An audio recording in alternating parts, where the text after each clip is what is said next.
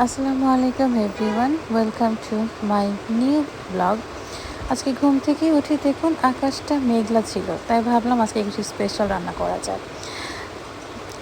প্রথমে আমি কাবাবের প্রিপারেশন করে নিয়েছি। গরুর মাংস, সলিড কিছু মাংস নিয়েছি, তার মধ্যে সারা রাত ভিজিয়ে রেখেছিলাম সেই বুট দিয়ে দিলাম, সাথে গরম মশলা দিয়েছি আর হালকা একটু হলুদ, মরিচের গুঁড়ো, লবণ দিয়ে সামান্য একটু পানি দিয়ে নেড়ে চেড়ে সিদ্ধ করতে দিয়ে এই রোস্টের প্রিপারেশন করছি। রোস্টটাকে লবণ আর একটু মরিচের গুঁড়ো দিয়ে ভেজে নিয়েছি হালকা করে।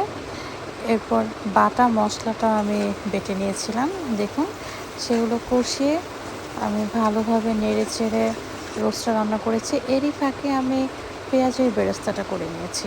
বেশ অনেকখানি পেঁয়াজের বেরেস্তা আমার দরকার ছিল, কারণ আজকে অনেক রান্না হচ্ছে, roast, pulao, kebab and everything.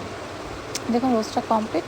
পাশের চুলায় আমি পোলাওটাও করে ফেলছিলাম। পোলাওটা আমি মটরশুঁটিটা খুব বেশ পছন্দ করি, তাই দেখুন পোলাওটাও অলমোস্ট হয়ে এসেছে। তখন লাস্টে একটু ঘি দিয়ে দিয়েছি, এতে স্মেলটা আরও বেশি ভালো আসে, খেতেও খুব ভালো লাগে আমার।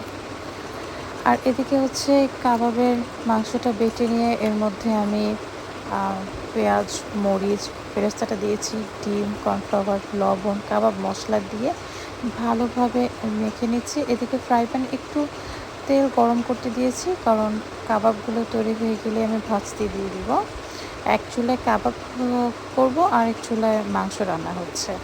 দেখুন কাবাবগুলো আমি ছোট ছোট করে শেপ করে দিয়ে এবার আমি চলে আসলাম ভাজতে। চুলার আঁচটা মিডিয়াম ফ্লেমে রাখতে হবে, নাহলে কাবাবটা বাহির থেকে মচমচে হয়ে যাবে কিন্তু ভিতরে কাঁচাই থেকে যাবে। কাঁচা না, অ্যাকচুয়ালি একটু নরম থেকে যাবে, কারণ মাংসটা তো সিদ্ধ করে নিয়েছিলাম। আমার এদিকে কাবাব হচ্ছে আর এখানে দেখুন আমার গরুর মাংসটাও অলমোস্ট রেডি। খুব তাড়াহুড়ো করেই মনে হচ্ছে বিশাল এক আয়োজন করে ফেলেছি, খুব ভালো স্মেল বের হচ্ছিল সুন্দরভাবে। এদিকে গরুর মাংসটা হচ্ছে, এখানে কাবাব রেডি, আর এখানে দেখুন ভেজিটেবল, চিকেন ভেজিটেবল।